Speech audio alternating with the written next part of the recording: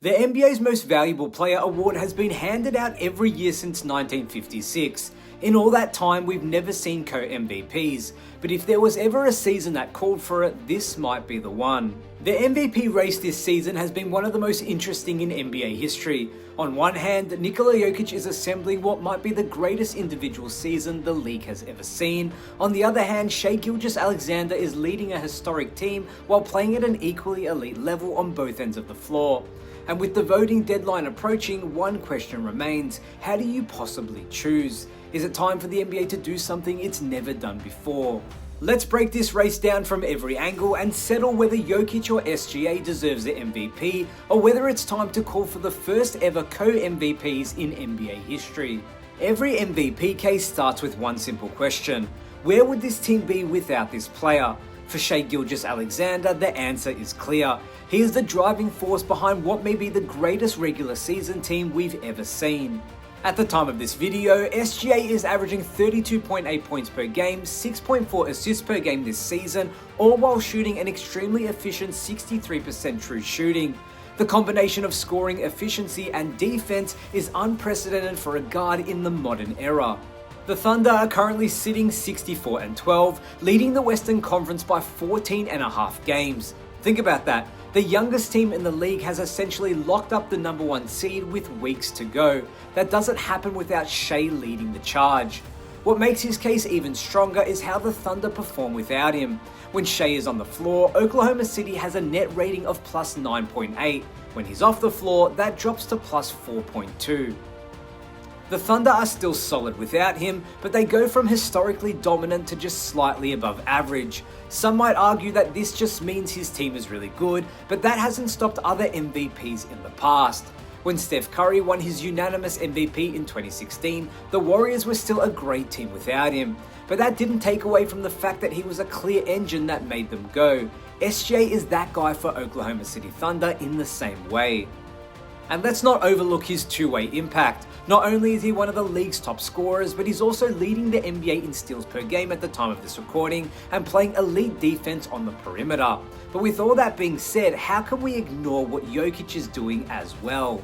We're talking about one of the greatest statistical seasons in NBA history. Jokic is averaging an absurd 29.7 points, 13.2 rebounds, and 10.2 assists per game, making him one of the few players in NBA history to maintain a near triple-double or a triple-double average while playing the center position.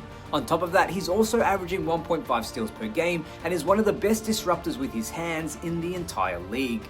And it's not just the raw numbers, his efficiency is absurd as well. He's posting a true shooting percentage of 66%, a player efficiency rating of 32.6, which ranks in the top 5 all time, and a box score plus minus of 13.2, which is a top 3 in NBA history.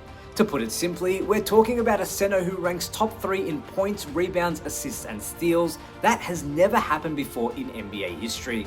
Now let's apply the same on-off test we did for SGA. With Jokic on the floor, the Nuggets have a net rating of plus 11.2. The moment he steps off the court, that plummets to minus 8.3. That's a 19.5 point swing when he leaves the game. To put that into context, when Jokic is playing, the Nuggets perform at a level of a 65-win team. Without him, they look like they're headed straight for the lottery. That's how much he matters, and in essence, that's the true value of an MVP. And the scariest part of all is Jokic is doing this against top competition under extreme pressure in the Western Conference, similar to SGA. But MVPs aren't just about the stats, it's about the impact when the game is on the line. In clutch games, Jokic is averaging 36 points, 12 rebounds, and 9 assists per 36 minutes, while maintaining a true shooting percentage of 64%. He's done that in 30 clutch games this season, consistently stepping up in the most important moments. SGA, on the other hand, has been just as impressive. He's averaging 39 points, 5 rebounds, and 4 assists per 36 minutes in clutch time, while shooting an insane 66% true shooting. However, he's played in only 20 clutch games this season, which means the sample size is lower. But the bottom line is both players are ridiculously clutch. But Jokic has done it in more games and under more pressure.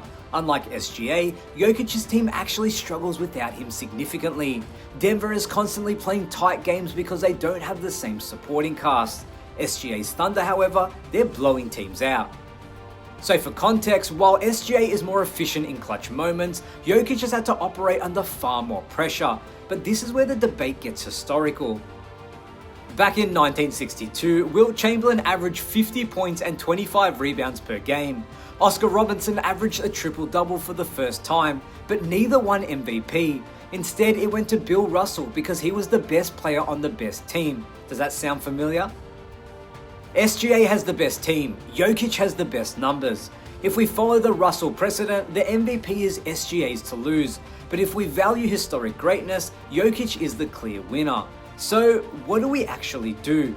For nearly 70 years, the NBA has never had co-MVPs. But why not? On one hand, SGA has a flawless case and no one would be mad if he won it, but on the other side of that coin, can we look back in 10 to 20 years and be okay with knowing that Jokic didn't win the award either after the season he's had? This is one of the closest MVP races in league history. Both players are historically dominant, just in different ways. SGA is leading an all-time great team while playing elite two-way basketball. Jokic is having arguably the greatest statistical season ever while carrying a weaker team. If there was ever a year where two players deserve this award equally, this is it. The NBA has broken tradition before. They introduced the Finals MVP in 1969, they created the Conference Finals MVPs in 2022, they expanded the All-NBA teams to positionless voting in 2024, so why not recognize two MVPs for the first time ever? At the end of the day, there's no wrong choice. But as always, it's your turn. I want to hear from you guys. It's your turn to decide. Does SGA deserve the MVP for leading a historic team? Should Jokic win it for his all-time great season? Or should the NBA make history and award co-MVPs for the first time ever? Let me know what you guys think in the comments below, and don't forget to like, subscribe, and hit that notification bell for more deep dives into the NBA's biggest debates. My name is Damian Peters, and I'll see you in the next one.